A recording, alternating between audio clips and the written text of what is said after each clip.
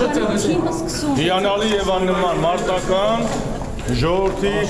հոգսերը լուծելու ակնկալիքով։ Ասում են, որ դուք տրամադրությամբ եք եկել պարոնաշը։ Հաշվի առնելով, որ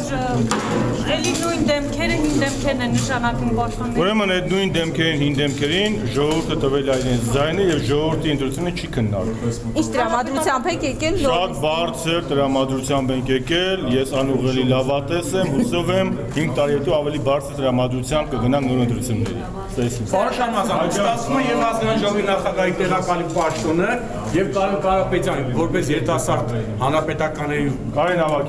Ավագյանի երիտասարդական հանրապետական երիտասարդական թեմի ղեկավար ՑՄՀ, բայց ինքը թոշակառու է արդեն դառնում։ Կարեն Ավագյանի պաշտոնը փոփոխության ենթակա չի, իմը հնարավորություն ունեն պատգամավորները քննարկել եւ փոփոխության ենթարկել։ Այսինքն քաշվանք, որ Կարեն Ավագյանը մնում է։ Կարեն Ավագյանը կարծում եմ մի րոպե այլ գոլեգաս ասանք Մարտին Հովհաննիսյան, հետո